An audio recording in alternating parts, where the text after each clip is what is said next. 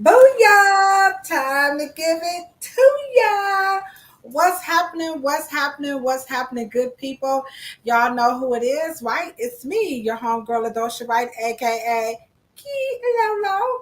And look who I got over here. That's right. My PNC, my partner in cosmetology, aka BMF. They probably like what that stand for. If you black, you know what that stand for. Okay. Yes, Cheryl Morrow. We are so excited. This is our 60th episode. Check that out. Yeah. We're moving on up, Cheryl. Like, yep, we're creeping up on those episode numbers. So we are very, very excited. If you are new to our platform, then welcome, welcome, welcome. This is America's, absolute favorite podcast about textured hair, Afro textured hair. That is, we're talking about the dumbest shit that people say about black hair. That's what we're talking about here on this platform. You guys know what we do. We talk about the stuff that don't nobody nobody want to talk about these things. You know, Cheryl and I, we bring it to you pure and unadulterated because I just found out something that I learned from Cheryl today. But before I tell them, Cheryl, what I learned, look at that, Chris. We got Chi-Town is in the house. We got Atlanta is in the house. Look at that. See all that love we're getting.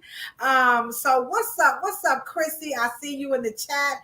Rashida, she just rocked it out with me all last week as she celebrated her class reunion. That's big ups to the Cleveland School of Art. So if that was an all class reunion, I went to South. Where the South High Flyers at? Woo woo. Sure. What school did you go to?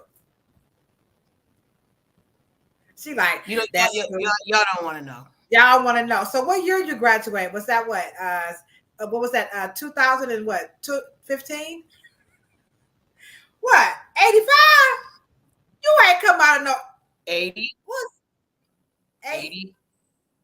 You came out at 80. Okay, she a tenderoni. Okay, she must be smart too. Okay, so she came out at 80. I came out at 86. What's up? We got another AT alien in the house. We got my BFF, Monica. Monica, you're gonna love this topic today.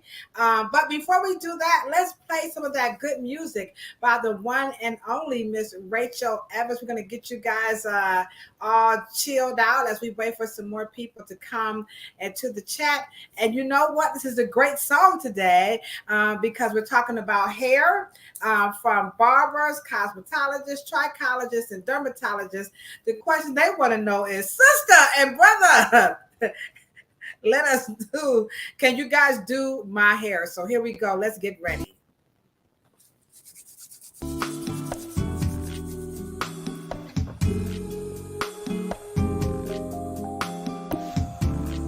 I was in the bankhead bounce for all my ATLians. I'm like, don't nobody do that dance no more. But that's how old I am. Remember the bankhead bounce? Monica, Rashida, like, that's not how you do it. We're not from Atlanta. We can mess it up, right?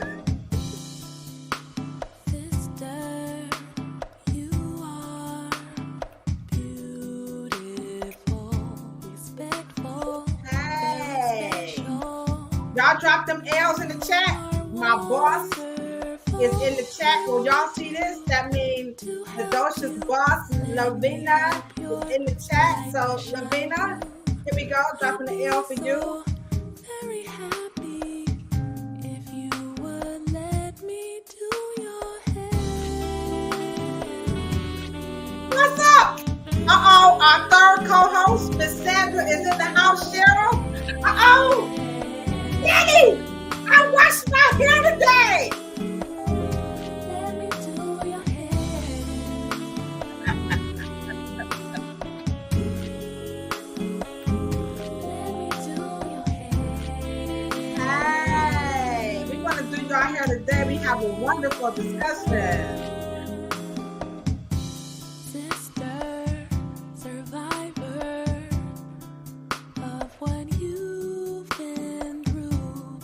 Monica, What's up, Monica? I see you in the chat.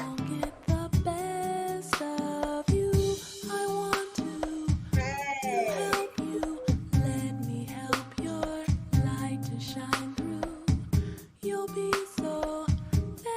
Very happy. Come on, y'all. Everybody pull out their combs and they picks. Come on, this for Rachel. And maybe you can't comb your hair. Maybe you got to twist it. Come on, y'all. Get it. Oh, wait. Maybe you can cornrow. Hold on. We got him. We got him, Cheryl. Hold on. I mean,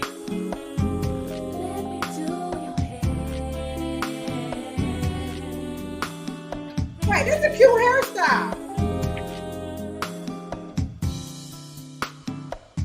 All right now.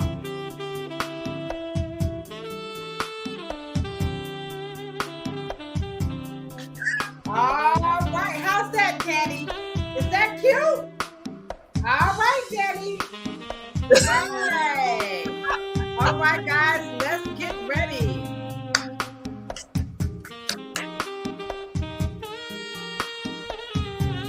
One, two, three, and pause. All right, all right, all right. I would not make a good DJ, but I swear on everything I own, I can dance. I can hit that 1-2 step like no other one. Did you see that? I want everybody to recognize in the chat, Danny said, I'm still fly. Now, you want to know why that's really important to me, Cheryl?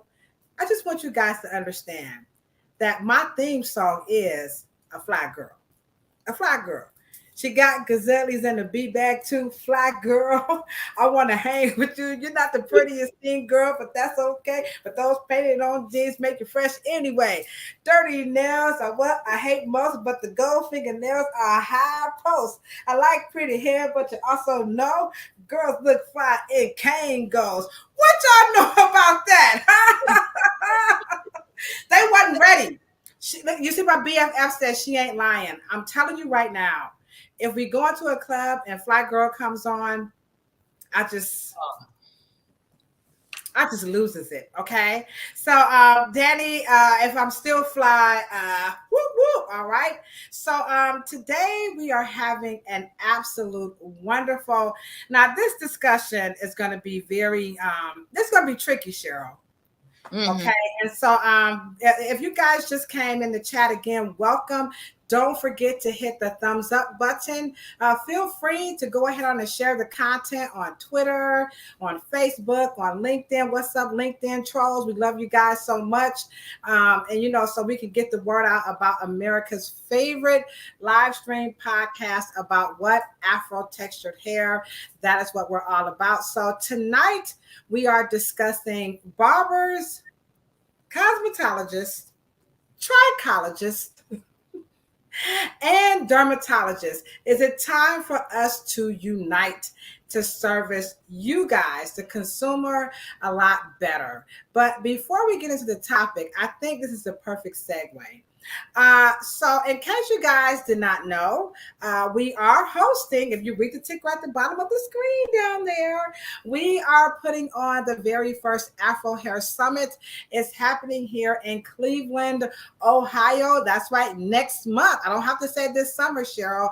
I can say next month, starting Saturday, July 15th through Monday, July 17th, right here in Cleveland, Ohio.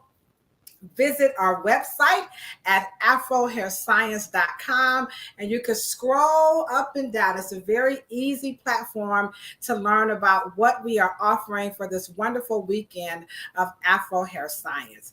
So I've been walking around Cleveland. Now the word is getting out. Okay, Cheryl? It's starting. We're creating a buzz now. We're creating a buzz.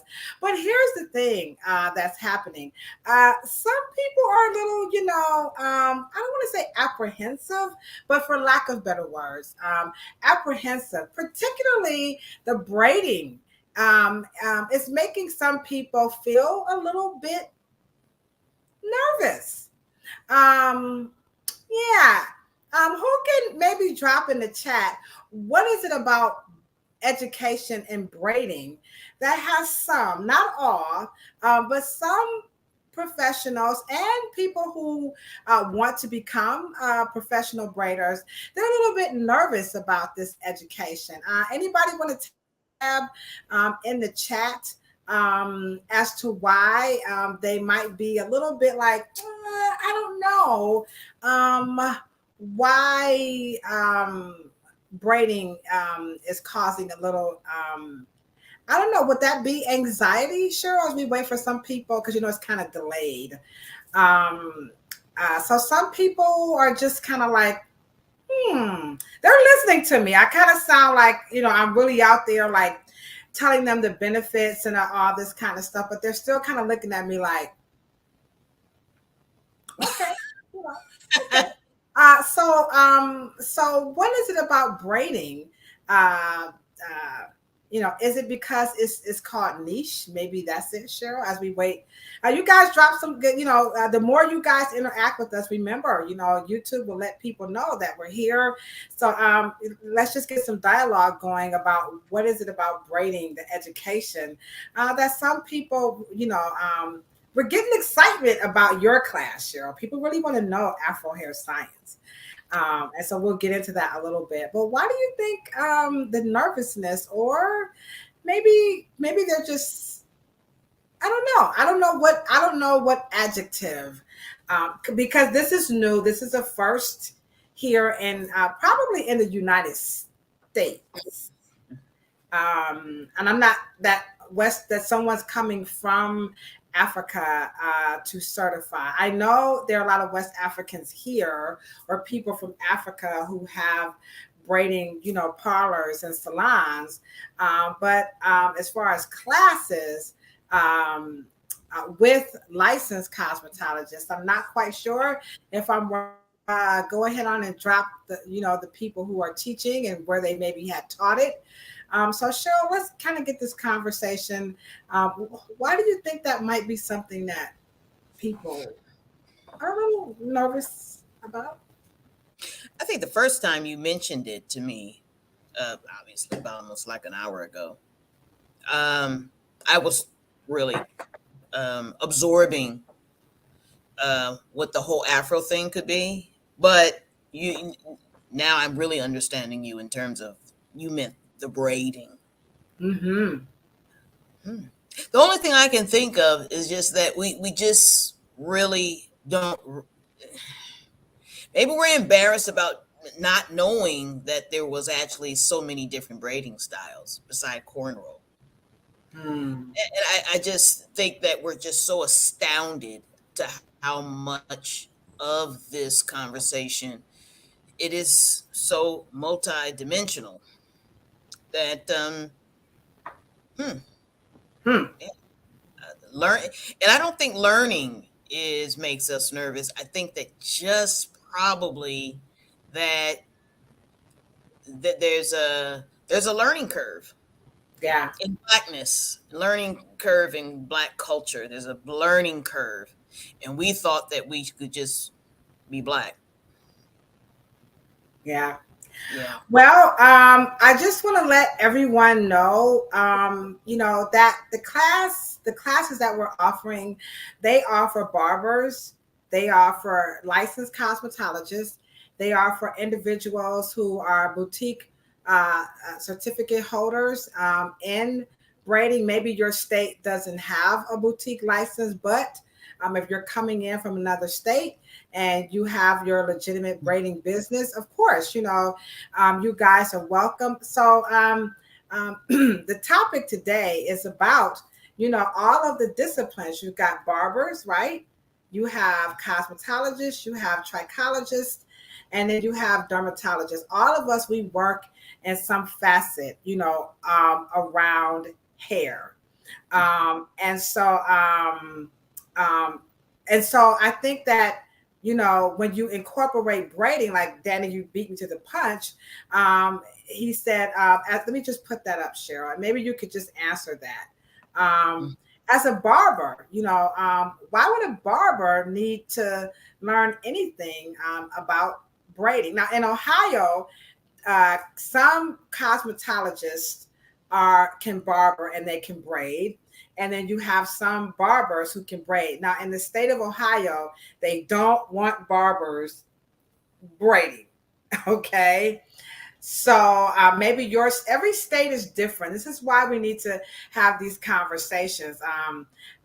So help. Can you answer Danny's question? Why would a barber want to know about braiding? Number one. Then number two, why might this country say, or certain states do not allow barbers to do any, but they can do perms and, coloring, but they can't do braiding. Now, this is in Ohio. So if your state is different, then drop that in the chat and we can talk about it. But let's answer Danny's question in two parts. Well, there's two parts to everything. There's the practical, and as we know, come on, y'all, we've been to school. We know that there's a practical and a written. And the written actually is there for you to understand the behind the technical application. So let's just say a skin disorder, skin conditions, the scalp anatomy, and because you also use water, witch hazel, you use antiseptics, you use things of that nature. You don't necessarily have to know the technical part, but it would behoove you to be a complete barber stylist professional if you understood what was involved. You don't have to perform or practice the technique so much, but once there is a young man that sits in your chair, he's a little sensitive, and he says, "I just took out my braids." Would you understand that? Would you know how sensitive the scalp would be at that point? Would you know some of the itching issues? There's just, you don't necessarily have to perform the practice, but to be able to understand what the scalp goes through and what the scalp is exposed to and things of that nature. And there's a lot of things that I'm not going to say I know everything, but I try to be well versed in to understanding what those particular beautiful cultural, technical, highly technical styles involve, just as a professional, but I don't perform them. You know what I mean? And so, and let's just say for the sake of the conversation today, there is a primary physician, and then there's a specialized physician. But the physician does know what the human anatomy goes through, let's say, under anesthesia, even though he may not be a surgeon.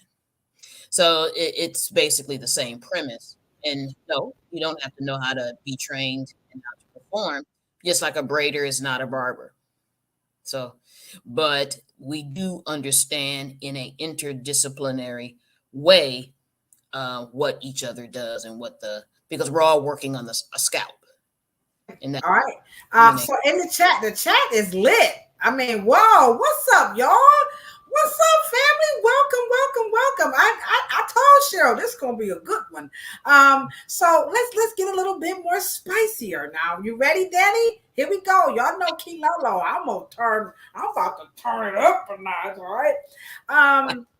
So now we have, you're saying like, okay, so barbers should be aware of what's taking place on the scalp, what's taking place on the hair, when it comes to braiding and so on and so forth. So now they're saying, you know what? Now y'all messing it up, okay? Because you guys are coming on this platform and now y'all talking about barbers, cosmetologists, trichologists, which people like, where the hell they come from? Everybody's like a trichologist now, and then you have dermatologists. So here you're saying, okay, We want them to learn the same thing for the sake of just understanding how it works. But what about the professional? Leslie Ann, you just bringing everybody through. What's up, Leslie? You gotta hit. I'm gonna hit you up with something special because we are giving away a ticket to Cheryl's class tonight. By the way, Cheryl said we can give away a ticket. Okay. So again, you have these 4 disciplines, all right?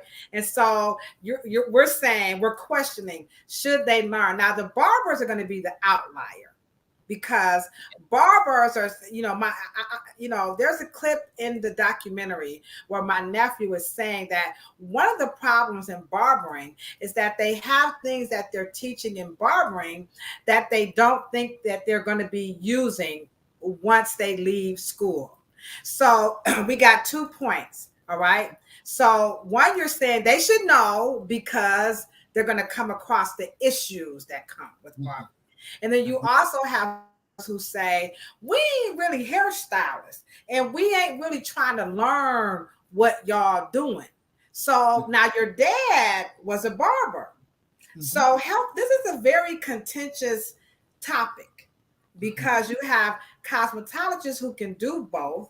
And then you have some barbers who can do both, but you do have a school of thought in barbering that says we don't want no part in hairstyling. So how did your dad address that as a barber? And what do you think about? You was brought up in it. Myself, I'm kind of, I don't want to say I'm a separatist, but maybe the barbers have a point. Like why we gotta be all up in y'all stuff, Well, let me just answer it to the young man about the movie. The issue is that welcome. I mean, how many times do we use our high school education? I mean, but we had to learn a set of things that we may not put into any operative terms, but we do have an awareness of it. And because Mr. Morrow was different than most of the men in his caliber, because he was actually a hairstylist, he was different than Mr. Bronner, he was different than Mr. Dudley, George Johnson, John Johnson. He was different because he was actually a performing hairstylist and barber. But here's the thing: what if? And I agree, Danny. But here's the thing: when you want to have a complete 360 consummate career that you may not, Mr. Morrow only cut in his barbershop for 7 years. So that means that he was not planning on just staying there. So, but what if you wanted to consult? What if you now become a media expert? What if now you can, because you stood behind a chair and you have great experience with scalp and hair and things of that nature, you don't have to necessarily perform them, but you do have one common denominator. Trichologists, dermatologists, hairstylists, barber stylists, we work on what we call a head that has scalp, blood, follicles, hair, skin, and things of that nature. And so they necessarily, absolutely. And so we don't necessarily have to perform the specialized portion of cosmetology and culture, but we should have a very, very well kind of foundations. They're just foundations. They don't necessarily mean that we have to practice. Right, I got you. So as you can see, what Cheryl is saying now, can we have a little church? I'm about to have a little church. Okay. I just want to testify. Okay. I just want to testify. Okay. That Cheryl is right. Oftentimes, to your point, Danny, that some barbers are closed-minded. I think cosmetologists are somewhat in the same mindset because we're stuck behind the chair. We're stuck.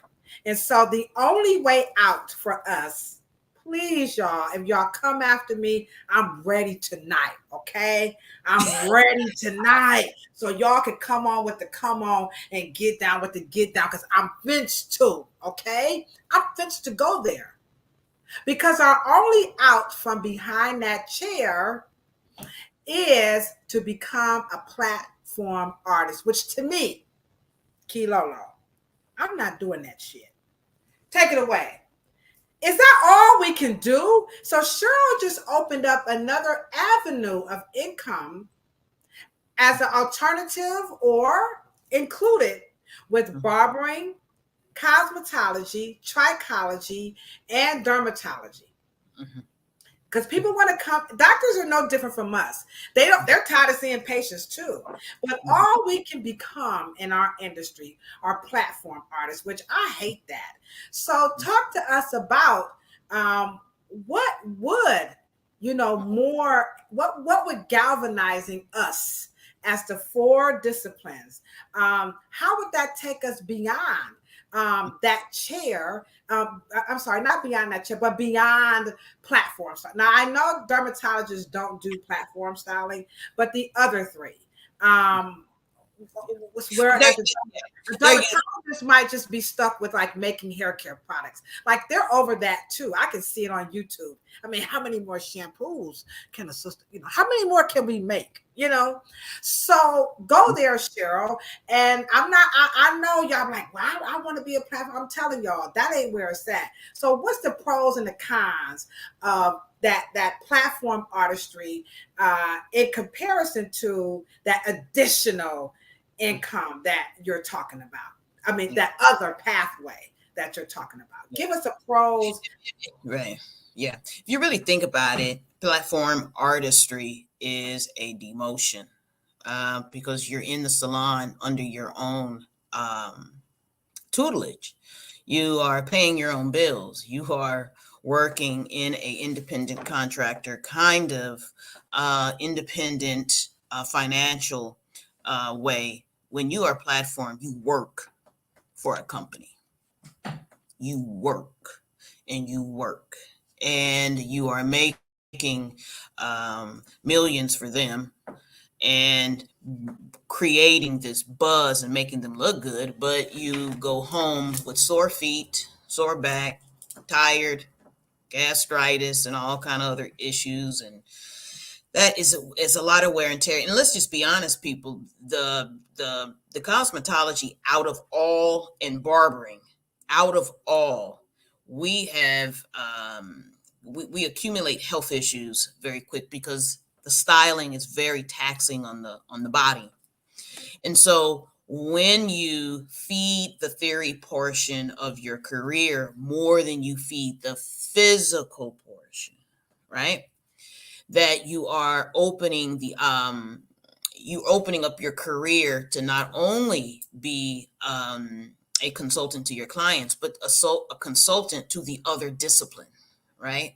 And so now you can also go into and partner with dermatologists and trichologists, endocrinologists, nutritionists, and do other things. And so you it doesn't hurt. And I don't think that there's and under this conversation, there is no boutique license at this point, because you can get self-educated, you can read, you can create higher education. The Afro Hair Summit is for that higher education to become a very elite, elevated and upgraded beauty professional. And when I say beauty professional, that is when you have reached you know a little bit about each discipline, and you start writing books, you become experts, you become speakers, you become partners with OBGYNs, endocrinologists when it comes to hormones. You're also with balding, and you can also become I also do prep consultations for cosmetic surgeons. Okay, so what are the backlash? And we have just added some other conversations between that we have not had on the podcast and not what we talked about, but we also can be partners with oncologists, with chemo patients. So there's just a lot that you can do there. Wow. I mean, see. Oh, let me just tell y'all. First of all, I am so excited to see the number of people. We are just so appreciative of you guys. And again, you know what? We always say you guys are not our followers, you are our actual partners because we have got to recalibrate this industry. I thought of a lot of stuff, but did you just hear what Cheryl has said? That if we were to, that's right, I'm with you, Miss Morrow. Wow. Like these are things that I have never even considered. That if we could get more education, we could partner. I mean, with the endocrinologist, first of all, I can't even spell it. Okay. I don't even know what they do. You're talking about an OBGYN, you're talking about a cosmetic surgeon that we could partner with. We are now talking infinite possibilities, which let me just say this. In the spirit of Africanity, that is what they believe, is that we are just infinite beings. And so that platform artist, can I Armadia, I'm gonna put your what she just posted. She said, hold up, where'd it go? Oh, here she go right here. She said TCB pimped her out as a platform artist. Now, I'm not gonna say the company's name that pimped me out. I'm not. I want to, and they know she probably gonna, but I'm not gonna do that because I'm ghetto, but I ain't gonna go there tonight on this platform. But I'm here to tell you, Armadia, I was pimped out too with free hair care products. You know, that flight, they put you in that little hotel with that little tacky man at the airport. Ladosha. And you think like, oh, you getting somewhere. But then you start to think, now wait a minute. Y'all gonna give me some free stuff, because if I say the stuff, then y'all gonna know who it is. So y'all gonna give me some free stuff, a round trip ticket, a hotel stay. You're gonna let me get a driver, and I'm gonna be on stage sweaty and looking like I'm the guru or whatever y'all want to call me. And but what about that residual income y'all getting after I'm gone? And when I talked about that, they were like, "You have the mitigated gall to question beyond what we're offering you," because they do see the travel and the exposure that is good for you. But to be honest, you can only do so many heads behind the chair. Where my cosmetologists at? I mean, I know y'all, I'm not the only one that's saying that. So Cheryl, take it to the next level when you're talking about if we were, let's just say we could, and we did. We just want to let you guys know we did reach out to the medical community as best we could to invite them to come to explore this possibility. So can you push the envelope, because we have a lot of professionals in the chat, and this is what we want to do. We're not rebel rousers, by the way. We're not being rebel rousers. We're letting you guys know that you are more than just technicians.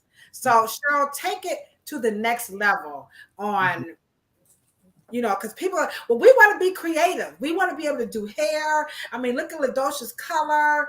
Sure, you got your hat. I mean, we want to do all this stuff. And if you guys are talking about all this extra education, then where does the barber get to do the face and the creative and the hot top, the Gumby? Remember Gumby? The halo, this hair color here, the visor. This is a technique called the visor. So how do we lose that if we do what you're talking about? Let's just be honest, Cheryl. I mean, we do want to be cute. I'm just like, well, here we go again. You guys can remember that you probably were very artistic at 12 years old and 15, 16, 17. I mean, it's almost like riding a bike. You don't lose that. The key here is that you want that creativity to be the second place after 40. You don't want, because the creativity, guys, is connected hold on. to. What you mean? I saw that. What you mean after 40? Help me out. I have Well, blonde. I have blonde in my hair. What's your excuse? well, here we go again, because the creative portion is connected to your sweat equity. Sweat equity means that you have to show up to earn a dollar.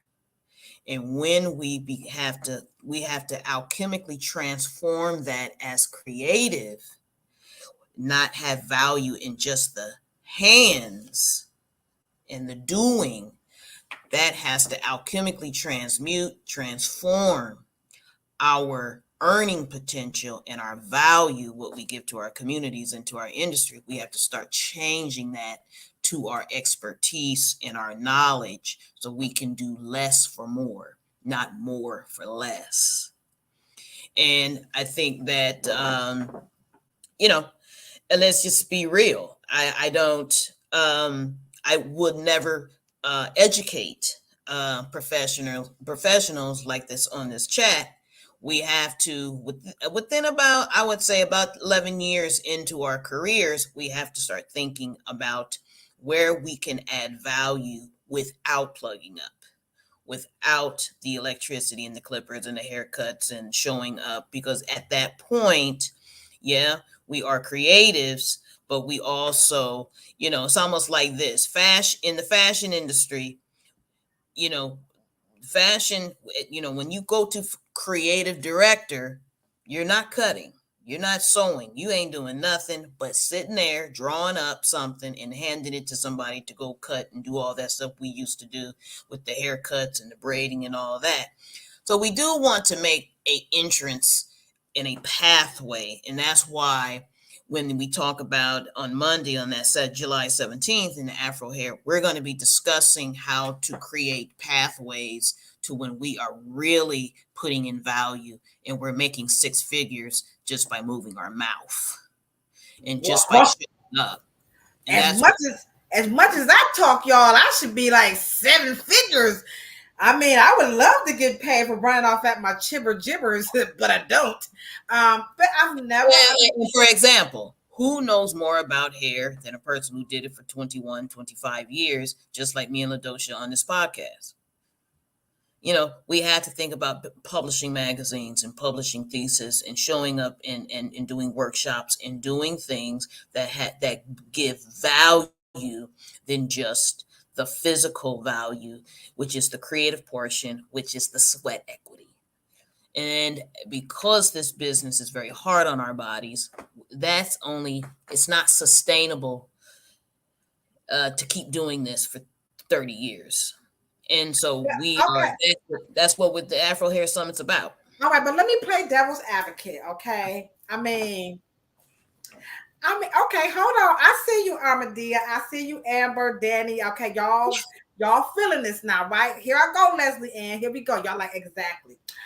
But isn't there some let's see what word I want to use. You get like some elder points or some I got longevity points when you could say, I've been doing this for 35, 45, 50, I've been standing behind the chair. So what about, remember that used to be something that people, like when I entered, people were like, the first question they asked is, how many years have you been behind the chair? They would always ask that.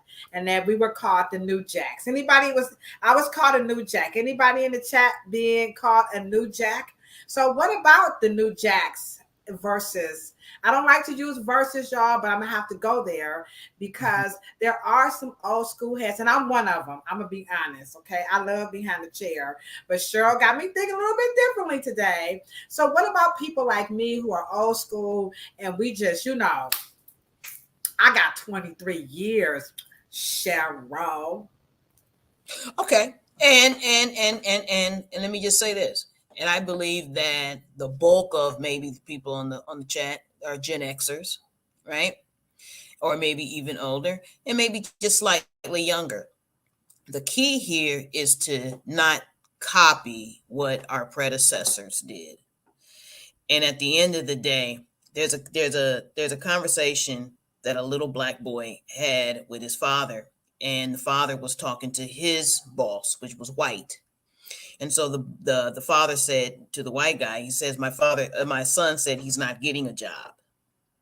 And so the white guy said, "Oh my God, that's horrible." And he says, "Well, did you talk him out of that? Did you?" He says, "I couldn't." And he says, "Well, why?" He says, "Because he said a job killed his grandfather." We have to be a lot more sustainable in planning our careers, because we know that there is no cotton picker that's going to say, "Man, I'm good. I've been picking cotton for over 50 years." We have to really think about creativity, sweat equity. Creativity is what we have to do for a living. As we are professionals, professionalism is in our mannerism and how we service our customer. However, the professionalism also demands what have we evolved in and what value as we are bringing to our careers and to the profession and then to the industry.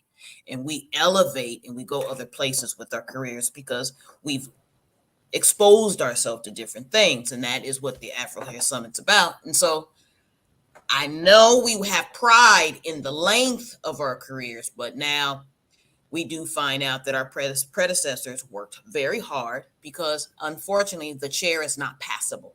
Our clientele is not inheritable.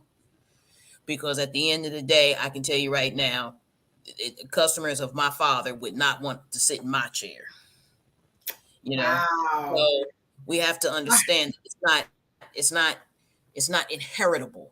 We have to understand that books and our expertise and our manuals and our businesses, our salons and our barbershops may be inheritable. But let me tell you, if you're not, we just have to really look at it as business people now and not just the creative portion of our careers. Wow. I'm going to tell you right now, excuse the expression, but she just effed me up. I mean, well, let me ask you a question. Go ahead. Isn't somebody going to come behind you and cut better? Is there somebody's going to cut? There's somebody's going to come behind Mr. Curry and shoot better. We thought Michael Jordan was it. And then Kobe comes, and then LeBron James comes, and then somebody else comes. You have to remember, you can't.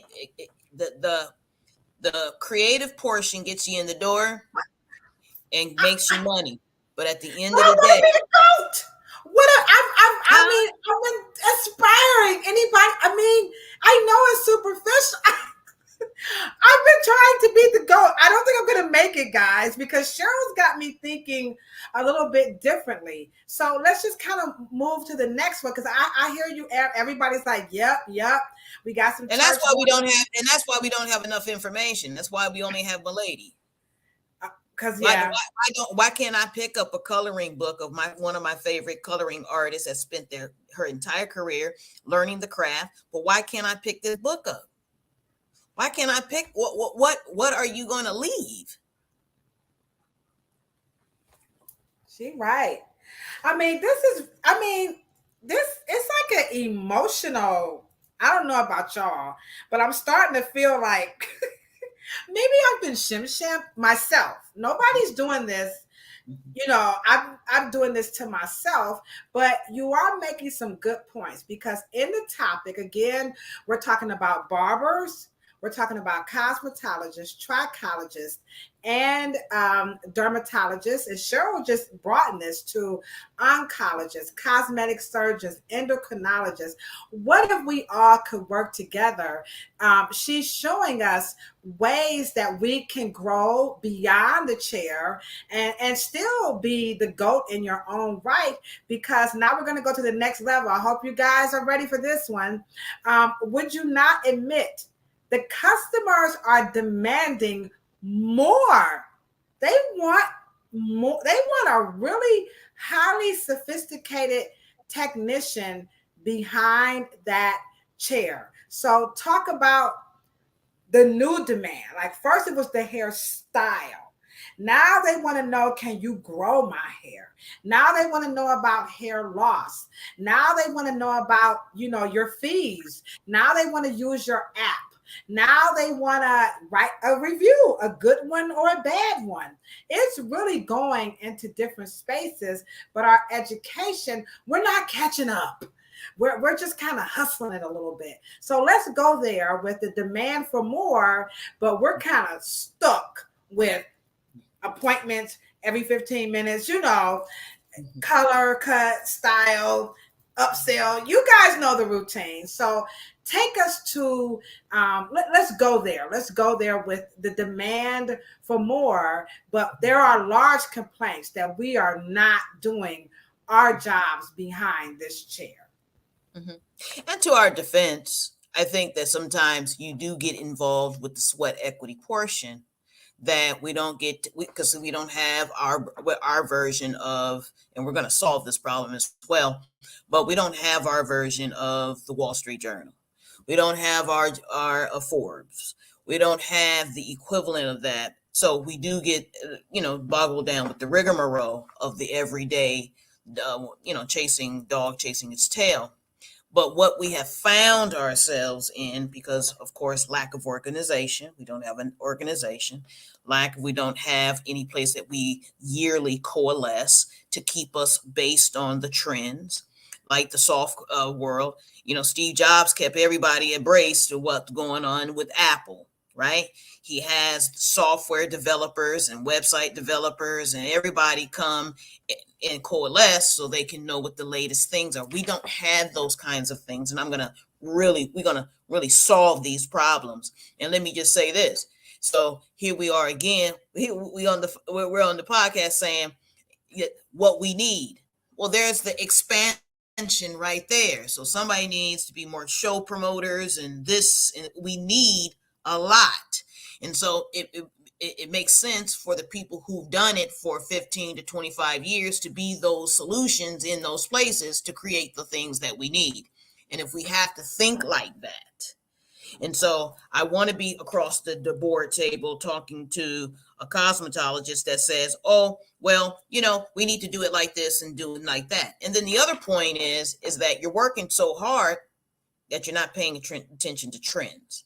So the customers, they're engaged with social media, they're on TV, they're on the phones, they're on this, and the whole world is expanding, and you're focusing with that little chair there. And see, in that we have to make those connections, and the profession has to do that for us. And that is the support and foundation that we don't have. And so I am completely, I understand. And I know that just by virtue that my career has been different, but we do have to step out of our comfort zones. And that comfort zone is that little radius behind that chair. And I think that it starts with the Afro Hair Summit, that we just need to be able to catch up to the consumer. There's a lot of fear. All right. I'm with you. I'm with you. Hold on, Leslie, and I'm with you. Woo, woo. Because something unique is happening here, that we're not on the pulse, and I know it's gonna boil down to change.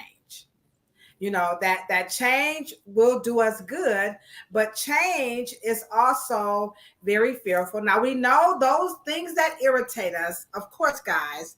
What irritates us most is going to be our master teacher. So the fact that we're going to have to change to meet the demands, but the question is, how will us, getting together? Can you give us, when you talked about, I'm trying to see how can I word this. When you talk about us getting together, all right, how would that affect the consumer? Might the customer say, I don't know. They're demanding more, but might the customer feel some kind of way? Maybe you give us an example of how dermatology can use something from cosmetology, can use, kind of walk us through that, because everybody in the chat, they're not hairstylists.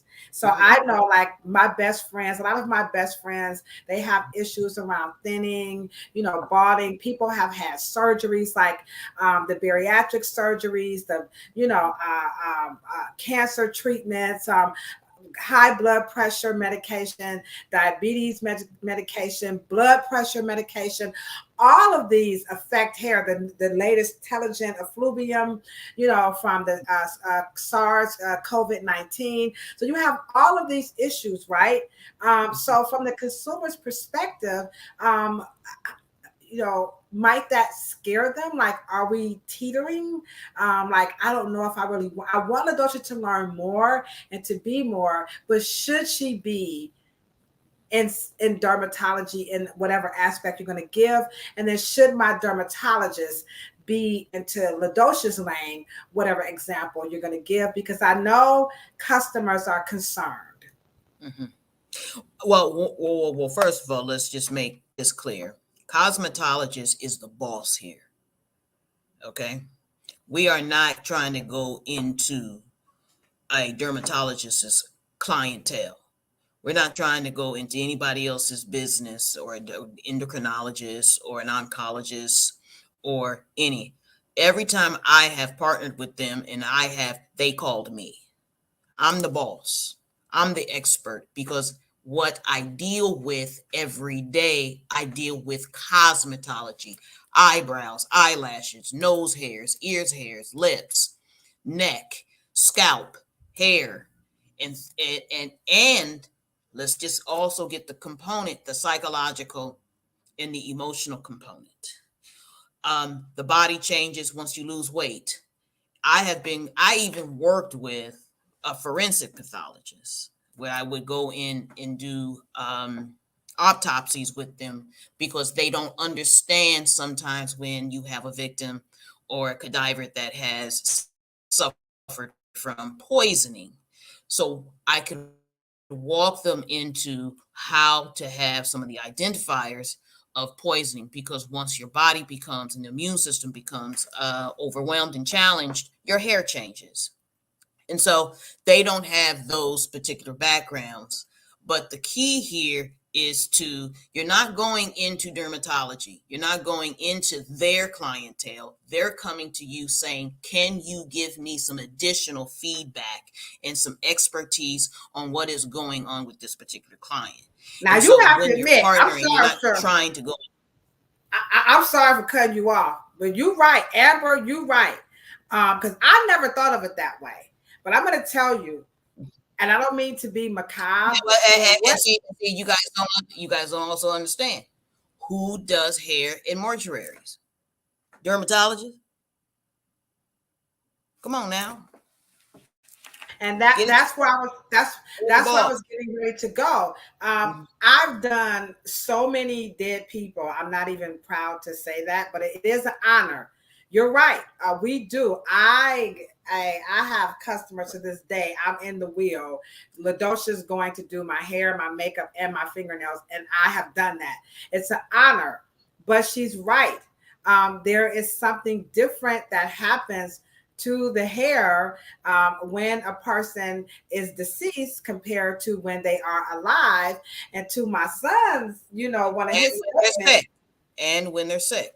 yeah, and when they're sick, is that, helping people prepare for that. It sounds kind of crazy, but a lot of families are like, they don't look like I want them to look. The hair doesn't look the way I want it to look.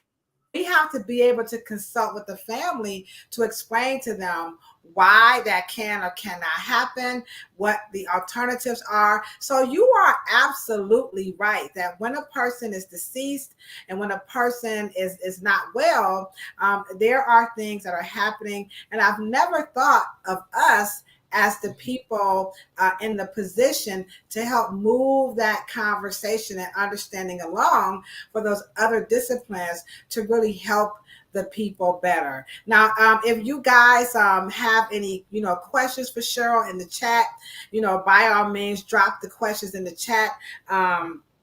But I'm just going to keep the conversation going a little bit more about demanding more from us behind the chair. So now we hear this big thing between cosmetologists and the natural hairstylist. So the natural hairstylist, for lack of better words, guys, I'm not trying to be insulting, but they are now going to be the low man on the totem pole, right? Because they just won't have it. So I I just feel it's the outreach worker in me, y'all. I know, and me and Cheryl, we kind of go back and forth with this. I'm concerned about them falling through the cracks. So for those natural hairstylists, those braiders, I mean, who are just really in their own lane, what's for them? Mhm. What's for the braiders, the people, the autodidacts, the people who are diehards? My grandmother taught me this. I don't care what Ladosha is saying, no disrespect to you, Cheryl, and your daddy, okay? But I got this, all right? And I don't need, and I'm cool. But they are missing out because, to your point, they're boxed behind that chair too, and there's no way out, because they probably won't get that. You know what I'm saying? Those opportunities that you just listed for barbers, cosmetologists, trichologists, and dermatologists. So, what about our natural hairstylists? What's for them, or what could be? You mean in terms of expansion? Yes, In yes. terms of expansion, um,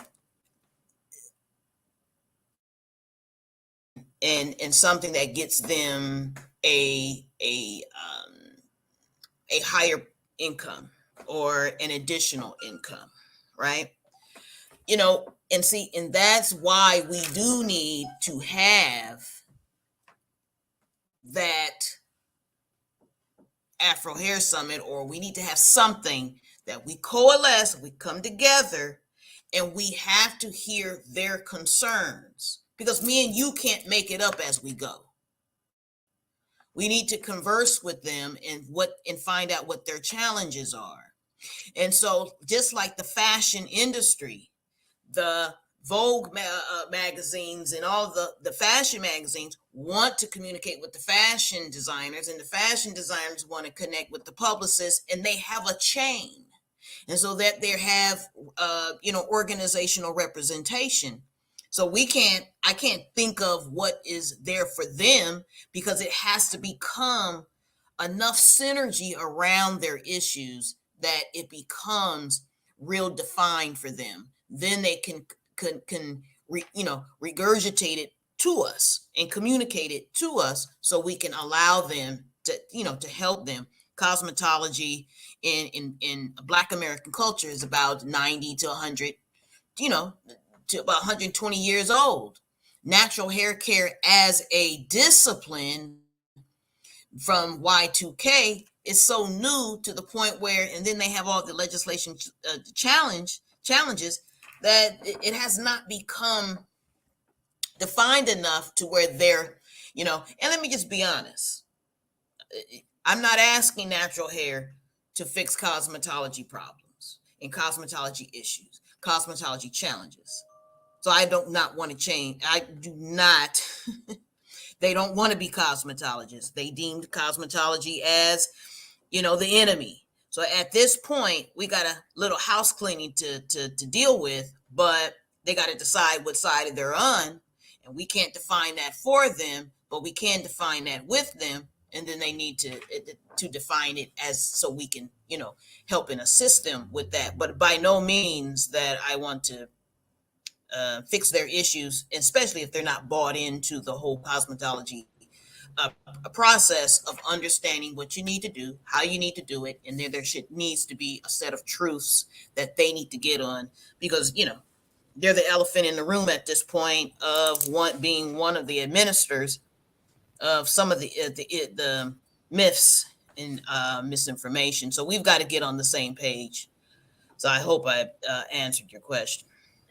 And this is why I admire Cheryl to the fullest, because I would have not given that answer, because I don't have the acumen that Cheryl has. I don't have the experience that she has, but that is, I mean, when I tell you outstanding, I with you, Leslie Ann, that is probably like the best response. And that's probably one of the biggest problems that we are having with the natural hair community, is that no one is asking them, what do you guys want?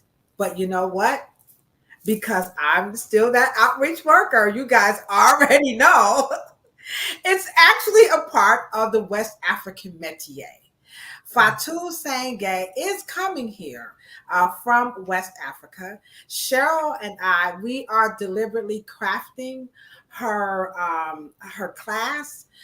We are encouraging her to offer an extended course in West African braiding so that we can do exactly what Cheryl is saying. And let's hear from the natural hairstylist. What do you guys need? How can we help you? You are the progenitors of some of what's happening, you know, in hair care. That cosmetologists, we're feeling it. We are feeling the sting of home hair care being deemed now professional. And so that's not an attack. That's just that you guys, like Cheryl said, we have to have that conversation. And so we're going to be asking you that question in the West African braiding métier so that we can begin to develop and not be divided. So speak to a little bit more about the divisiveness between the natural hairstylist and the cosmetologist and the barber, because the barber is stuck in the middle. The barber is like, my name is Lena and I ain't in it. The barbers are like, my name is Wes and I ain't in that mess. You know, the barber is that's between A and B, and I'm gonna see my way out. You know what I'm saying?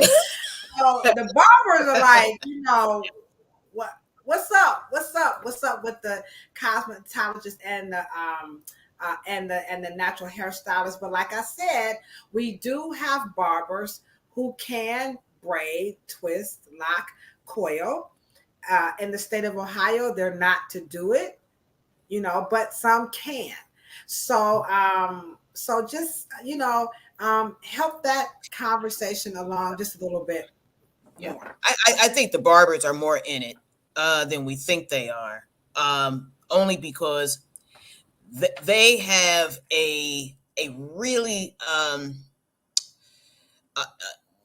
they have another skill set, because they have to combine cosmetology hairstyles and natural hairstyles on the head while you're cutting.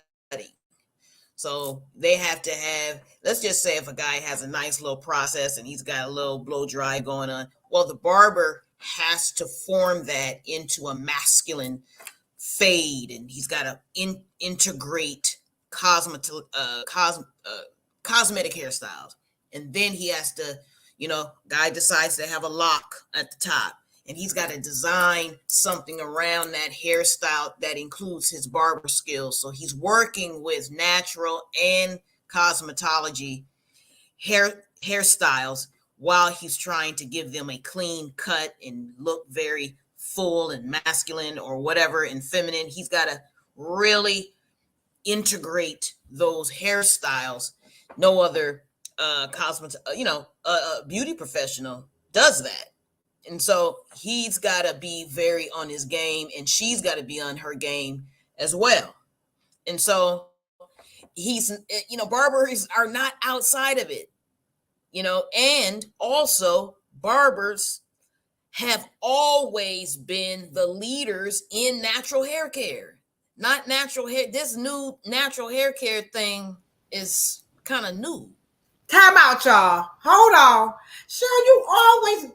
Hold on, Cheryl. Nah, I'm sorry, y'all. No disrespect to the barbers. What hair? You talking about, Willis? What you talking about, barbers? Okay, barbers were the first. Barbers. Okay, I know, but barbers were the first to come. Barbers was the first ones to relax. They were the first one to finger wave. They were the first ones to do that. Barber was the first one who touched Afro natural hair. They were the first one who did the cuts. They were the first ones who did that. So they've been in natural hair. They're the official natural hair, because that's all they work on. Now they have to get, okay, I want to keep my locks at the top. So now he got to integrate his barbering skills with natural hair with locks. Then he got to integrate it, and she got to integrate it. So barbering is they're not outside of the loop. Okay. So they're integrating everything with just a clipper. And then they got to do facials. Then they got to do beards. Then they got to do mustaches. Then they got to do all of that. So they work on the face more than cosmetologists. They have a blade in their hand, and so I don't think that they're outside of it as much as that they think they are. And I know you know that, but and just for the sake I'm gonna be honest, I didn't, and I'm with you, Amber. Knowledge is power. Like you dropping it because that's my problem. My last name is Wright, and that's a bad last name. Listen, I'm gonna tell y'all my truth. Now, some of you cosmetologists, you guys don't want to admit your shortcomings. And this is why I'm going. People like, well, you're Cheryl's friend, and you probably already know. No, I don't. And you can tell by the look on my face. I don't know the full history behind barbering, because in my world, cosmetologist is the coup d'etat. We're the big kahuna. We the BMOC. We're the big man on campus. You know what I'm saying? But I don't know that history. It's not talked about. It's not taught.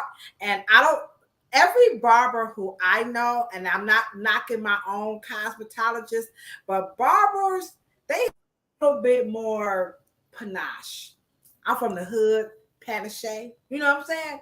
So barbers have a little bit more panache, than us cosmetologists. And now I'm starting to understand why they have that esteemed, even I mean, there's all kinds of barbers, but there is some je ne sais quoi that barbers carry that cosmetologists don't.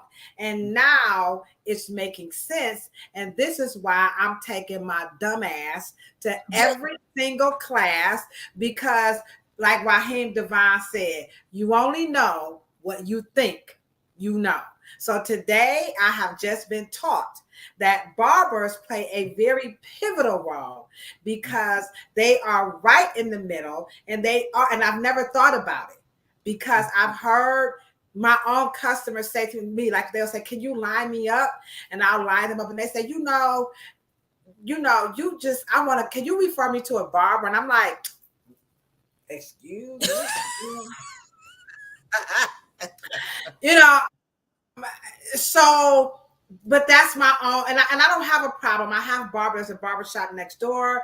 My nephew, he's over at a barbershop over on Lee Road. I just forgot the name of it. But Major League. He's over at Major League, and they're doing major things. But Cheryl, I mean, I'm just being honest. I did not know that, and so I gave barbers credit, during the premiere, that they, they have their place.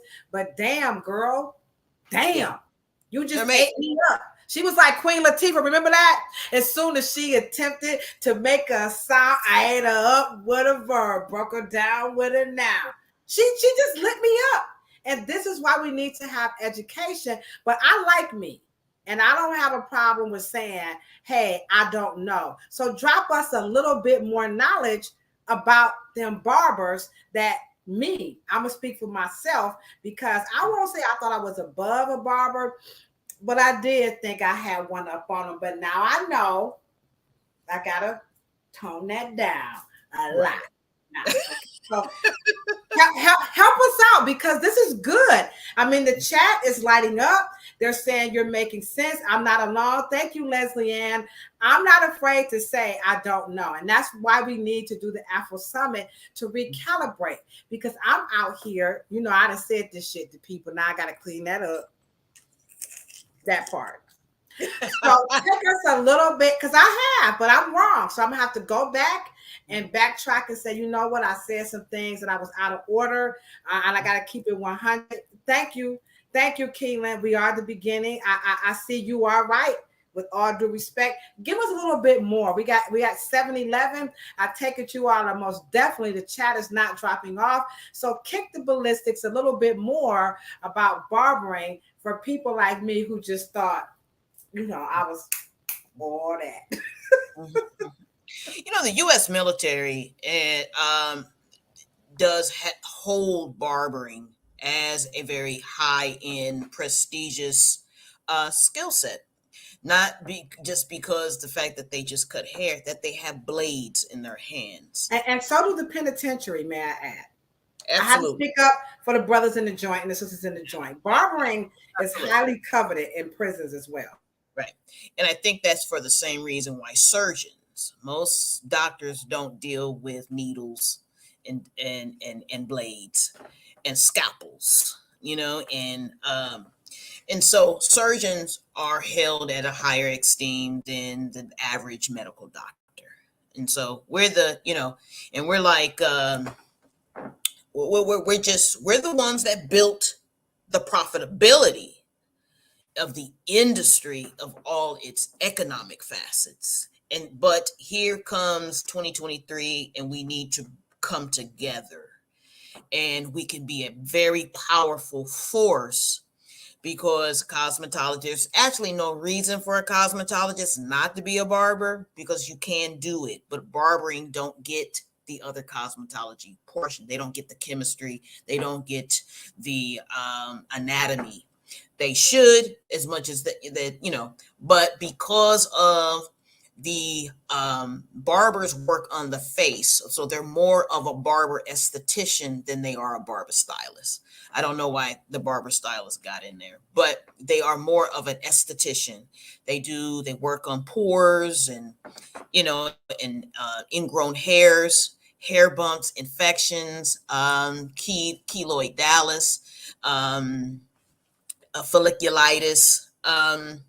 So they should be more on the esthetician side, and that would fix their income issue. But that's a whole nother issue of restructuring what we know as cosmetology. But that's because we have legislators fixing our industry and not our professionals, not you and I and a Danny Michael and a D Morrow and other professionals that need to be, because we are talking about $1 trillion. And let me just say this is why we got to get our shit together and real quick, because at the end of the day, there's the Africa is coming. And who do they want to look like? They want to look like continental US Black people. And that's how much, and you're talking about 29 Procter & Gambles just to feed one middle class in Nigeria. We have got to come hard. We've got to come tight. We have to come with our expertise. We need all of you juniors in your careers, maybe not being your senior in your careers, but we need all of our fresh, and we can't see ourselves as divided. That divisive is going to cost us billions. So we've got to really come together ASAP and, respect what we do. Respect the industry. And that's why I think that you were genius. Misproduction of the Afro Hair Science Summit on us getting the history, so we can know where we were in time, where we are now, and what the roles we must play to elevate, and so we can really get this thing for the future generations. Wow. Keelan, I hope that you are coming to the Afro Hair Summit, because clearly he's a barber instructor. He says, let me just put this up right here. What is I didn't read it. Oh, I'm sorry. Oops, wrong one. Sorry, Danny. Here you go. Here you go. He says, he always tell his students, where there's a king, you'll find a barber. So here we have an actual barber instructor in the chat, and everything that you've been saying, he's like on it. We have another young lady here. I believe that was, hold up, I got to find her comment. Here she is. This is Armandia Rojas, and she said Mr. Morrow was teaching this when she was just 14. Oh yeah. Trichology products and business, and she's Well, now right. I know her as Nini. Nini. Okay. Her aunt is in some of those historical pictures with Mr. Morrow. in his Wow. in fact, I think she was the technician on some of those books in the early 60s and 70s. But Wow. if Well, that's the same person, I think that is. But let me just say that to Danny, my father dislocated his shoulder when he turned 60, and they had to end up cutting the tendon to put the bone back in place because the surgeon said, what did this guy do for a living? The tendons and the muscle around his shoulders are so overdeveloped. I mean, was he a surgeon? Like, and when they found out that he was a barber, they were like, that, because like an average person, they would have just been able to push the bone and the shoulder blade back into his sternum, but they mm, couldn't. right. They had to slice that bone, slice that tendon so they can put the bone, because barbers are just different, and hairstylists. You can tell what they've done for a living because Wow. carpal tunnel syndrome issues, the tendons around the wrists and fingers, elbows, and And, shoulders right. and And knees and ankles are very, you can tell that they stand up. And actually, even as an industry, we need partnerships with the arthritic community, rheumatoid arthritis. We need to just get with some of the other physical rehabilitation. And I think that part of our issues, as disorganized as we are, we do need to have certain portions and facets of the medical community, like physical therapists and rehabilitation, to get us to make sure that our bodies are performing. But we don't have the conversations. There's no space right. for it. And And again, but this platform, guys, again, I can't thank you guys enough. If you haven't hit that thumbs up button, now would be a good time, to hit that thumbs up button, because Cheryl and I, we appreciate you so much. We're going to rock out these last few minutes. You said something, and I know you guys are like, I can't believe Key Lolo did go there, but y'all know I got one more, Danny. One more. And Keelan, Leslie says she's going to inbox you the information about the summit. And Leslie, I'm just going to take the opportunity to say right now, you are officially the winner of that free ticket on Monday at Cheryl's class, for all the love that you have been showing us. We truly appreciate you partnering with us so much. But Danny, here we go. Here's how we're going to wind this down, guys. You are waiting for this one. And I know somebody's been thinking it, but maybe you guys have been afraid to say it. But Cheryl, you kind of touched on it a little bit when you talked about moving that needle for the natural hairstylist, understanding the position as the barber. Cosmetologists, it's time for us to level up and broaden that. Dermatologists, trichologists. So now we get how we can work together, but we forgot about one thing. What about them damn white people who don't know how to do Afro hair? How are we going to get that part covered? Because let me just get this out, guys. Let me just get it out. You have a lot of white people who know how to do it, a lot, but they've been shamed and picked on, accused of cultural appropriation, dogged out for trying to be black. And, then you have some who are so afraid to learn because of the backlash. If they have an opinion, heaven forbid they don't like it. Heaven forbid a white person authentically like, I don't like that hair, then you're a racist. So how do we contend with white people who can do it, who are anxious? They want to know cornrow braiding, but people are going to accuse them and jump on them of trying to steal our stuff. And then again, you have that one that just said, I don't like it no way, because I understand them. I don't like doing everything on their hair either. So what about those three facets that white people have to contend with, because we want them to show up? But might they be afraid? Might they just really be concern. Now, again, those ones who like, I don't care what y'all having, I ain't coming no way. So those don't count, but we can speak to those too. So those three issues. Let's wrap this up and talk about white people who need to know. Some of y'all, I mean, it's 2023, Cheryl. Why white people don't know how to do this? You know what I'm saying? So let's go here. And white people, we ain't trying to scare y'all. We trying to invite y'all. And Right. I can't get but so proper because y'all know I'm real projectish. So take it away. I'm gonna start again. I'm gonna start by asking a question, and if y'all can answer it, please do. What is the difference between French braiding and cornrow braiding?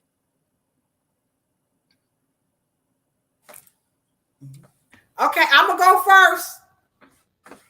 go first. French braiding is just them two braids, them big braids, and you don't really have to have it to the scalp. Like it's a different to me. The technique on it. It's more like, it's more like a for the moment style. And then cornrow braiding to me is more intricate. It's gonna last longer. You could do both on either textures. Uh, but so to me, so I went out there because y'all know me. I sworn, don't shut up, stupidity. But hey, I'm just trying to learn. Can somebody Google it? Can somebody Google the different? Is that on Google? Okay, guys, I would not think to Google that, but here we go. You think it's because the texture? Okay, so the question she wants to know: are we going to type in what's the difference? Mm-hmm. Okay, so let's type in what's the difference between cornrow and French braids Yes. and French. I guess I could have spoke that into my thing, but I'm old. I'm so used to typing. Okay, what's the difference between cornrow and French braids? Okay, you don't braid it all. Leslie Ann said none. French is white. Cornrows are in antiquity. That's a good one. Okay, here we go. The main difference between cornrow and French braid is that you cross section under and not over to make them pop off the head. Okay, that one now. You just Googled it too, Amber. It says the main difference between cornrows and French braid is that you cross sections under, not over, to make them pop off the head. Cornrows are tightly braided against your scalp, whereas French braids are looser and can be done at night. Okay. That's what I was saying. All right. But And so in Black culture, we call it the same thing. Y'all know we call French braids. Can I get some French braids? Can I get some? We don't say cornrows. Come on, y'all. We don't say that. I can't stand Cheryl. Now, my point in asking that is that so are we gonna give French braids to white folks? And let me just say this: y'all seen white folks? I'm sorry, Cheryl. Sandra, I knew your ass was gonna come.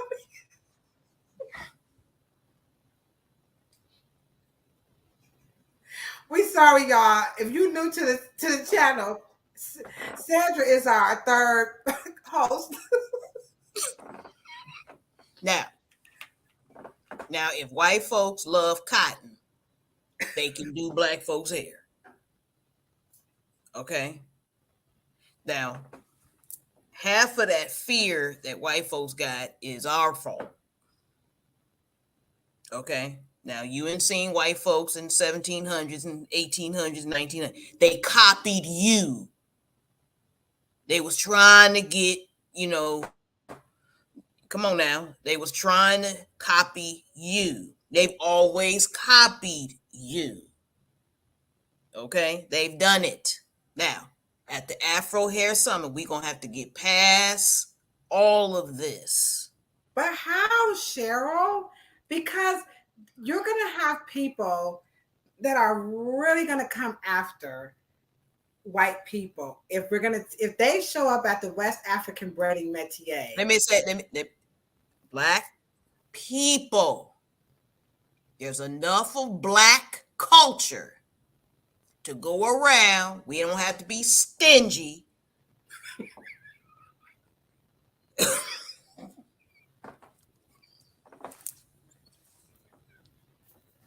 We gotta stop.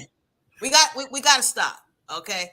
Because you got people over there in Asia, they spending 5 hours getting those little toothpick perm rods, trying to fork out and get their Afro hair. They've been copying you. Just be flattered and make the money. We have to be able, as Black people in the continental U.S., okay? We have got to position ourselves to make us profitable. There is so much Blackness everywhere that, come on now, we have to start selling some. But it's ours. It's ours. What about the people? It's ours. What about the people who are saying it's ours? It they're is always. But check this out. When you go to the gas station, who gas is that?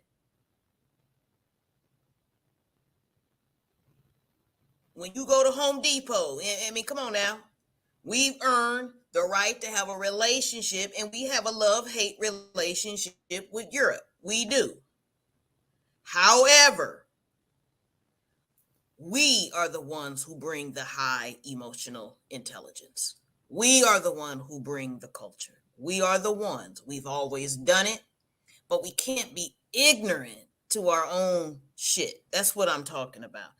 To the point, they've always wanted to have Blackness and froze, and they always wanted to do that. And there's some wonderful things about European culture that we also intertwine and integrate. I'm saying let's make the money, not talk about this crazy 20th century crap. At the end of the day, the 2050 is coming. 2040 is coming. 2030 is coming. 2025 is coming. They already know what the average American's gonna look like. It's gonna look like you. But we have to be prepared to be able to change that. And I mean, squeeze all the money out. I mean, just squeeze it all out. They want to come learn. We got a school. I want you to tell. We can teach you how to. Come on. We want you to feel good about it. We know. We're not gonna kill you because you mucked up our hair. We're not gonna kill you. Come on, Whitey. Come on. We good. We're gonna teach you how to do it. You know what I mean? Okay. So we can open up the world because, Black people, especially in the Western world, we are transatlantic. We're everywhere. We will do some French braids and be up on a latte in a minute. Okay? We will be all up in our friend, having our pastries, our scones with our Afro pigment. That's who we are. And This is just time for us to be transatlantic. So let me read what Sandra says. If any white person comes to the Afro Summit, they should expect to learn about Afro hair and the culture. And you are 100% correct. So to any person, we don't care if you're like what would Prince say? Black, white, Puerto Rican, everybody, just stuff. So we don't care what your ethnicity, your racial, makeup. Everybody is welcome to come to the Afro Hair Summit. And do I prefer an African braider? Do I prefer an African American braider? Yeah. But don't tell me if I want what I want and I got a white girl, white boy that can hook me up. No, I'm not going through all of that. I'm getting what I want. Yeah, it's like a doctor. I had my little gynecologist. He was a Jewish guy. I loved him. The black female one wasn't available. And so he was my gynecologist for like ever. And I really miss him. I appreciated him. He was absolutely wonderful. So you are right. I mean, we let white dentists work on us and all types of stuff. So it's just time, we can do this, guys. And this is what the summit is all about. This topic today was all about barbers, cosmetologists, ye old trichologists, and of course, dermatologists. Should we all get together to be of better service to our customers? And according to this live stream, this podcast, the answer was emphatically 100% yes. We can see by the number of people in the chat that we have a lot of people who are in and around and coming from very far to Ohio to the Afro Hair Summit. We have 3 days. Now, we want to point out these are not full courses. So we're talking about intro, and we want to take this to the next level because there's so much more that we're going to learn. I'm excited to learn. I'm excited to meet some wonderful new people. Again, I don't care what color you are. We're going to be back next week, and we're going to talk about the top 10. All right. We're going to talk about the top 10 mistakes that we see in the hairstyling today. And of course, all of these conversations are gearing up to the Afro Hair Summit. So as we talk about the mistakes, the following week, we'll talk about some of the good that we see so that we can move the needle. Braiders, you are welcome. We want to hear from you. So please plan to attend the West African Braiding Métier. You can visit afrohairscience.com. Everything is on the website, including the hotels that you can stay. Just scroll down. We have a shopping platform that you can buy some wonderful t-shirts on. I've just ordered mine. So get ready for that. And Cheryl, let's take us out. You guys rocked it out with us the whole time. So Cheryl, can you give us some school of thought about these 4 disciplines: barbers, cosmetologists, trichologists, dermatologists? Wrap us up with a school of thought on why we should just go ahead on and get together. Getting together would really mean that we are dealing with 2 forces that I think that is important to all of us. One, the economic viability of all 4 of our industries. And I know that maybe barbering and braiders, and they're all on the cosmetology side, as well as the esthetician. Second, but we are also concerned about how important the westernized standard of feeling loved and wanted and cared for and valuable and vital in society because of the way we look. And that is connected to how we feel. And all of the disciplines care about that. And I do believe that the number one first responders of putting the world back together post-COVID was hairstylists and barbers. Because when people say, oh, I missed my haircut. Oh, I missed my nails. Oh, I missed going to the salon. They weren't talking about the hairstyle, guys. They were talking about the feeling beautiful, feeling back, getting back to some kind of balance. As long as we keep that in mind, I think that all those disciplines have one thing in common, and a common goal, in that we are in charge of how people look, how they feel about themselves, and their well-being. And so, on that note, I just want to hope I see you guys in Cleveland. Wow. That was absolutely poetic. And it's very true. This is a career that is truly all about love, first and foremost. Contrary to popular belief, the coins are there, the Benjamins are there, the lifestyle is there. But at the helm of all of it is definitely always about love. And so on that note, I'm going to put these hearts up that my BFF just dropped, because she's absolutely right. That's why I love you so much, Monica. It is truly about love. And so we love you guys. We appreciate you. Spread the word about the dumbest shit that people say about Black hair. This live stream podcast is just for you guys. And we're going to be back next Monday at 6 o'clock p.m., 3 o'clock PST. And we're going to be talking about what are the top 10 mistakes that we see, all the disciplines now, because now we're all together. So the conversation, we're not going to separate it. We're going to go barber. Let me just say this, if I could just add one thing. Yes. Essence bought BeautyCon. So we got to get our shit together. Essence Magazine bought BeautyCon. Now, tell them what BeautyCon is in case.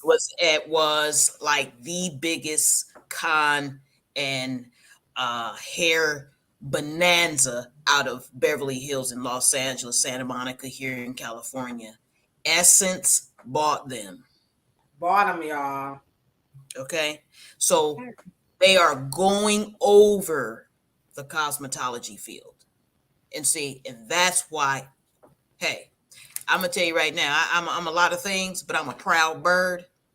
And I'm sorry, you know, that is gonna be the biggest force in the competition for the Bronner brother.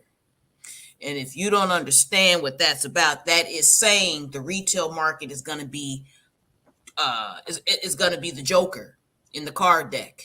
It's gonna be the ace. It's gonna be the wild card. It's gonna be the, you know, we've got to really. That's heavy. And so I just wanted to just say that. And so on that note, guys, you know, the Afro Hair Summit is going to help us be ready. The Afro Hair Summit is going to help us be ready for the future. And the future is not 20 years from now. The future is probably about the next 5 minutes. Okay. So we will see you guys next week. Where we are all ready. And if you are in Cleveland, come on out. Juneteenth jumps off what? The actual narrative. We're going to have our first documentary premiere at Tri-C Community College Metro Campus. And so thank you to Tri-C, my alma mater. By the way, I graduated from Tri-C. That's where I have my degree in social science. And I graduated with honors. I just got to put that out there, y'all, that I do know a little something. No, so tomorrow it's going to be at 12 o'clock. If you would like to join me, you can inbox me. It's for the free, but you do have to be on the little VIP list. So tomorrow we are kicking off Juneteenth. Let me put my little camera down. There it is, with the narrative. All right, featuring Cheryl Morrow and her dad, Dr. Willie Morrow, at Tri-C Community College tomorrow. And inbox me or email me or whatever you want to do if you want to come on and join me. Thank you, guys. We'll see you next week. And we are always talking about a whole lot of peace, a whole lot of love, and for sure a whole lot of hair. But check this out. Y'all know what we say. If you ain't got it, don't want it, can't stand it, can't grow it, hell, you plan on cutting it off, we say, don't worry about it, because all that is beautiful too. And so are you. Visit afrohairscience.com and get those tickets. Let's get ready. A fly girl. I'm ready for you, Daddy. A fly girl. A fly girl. Fly.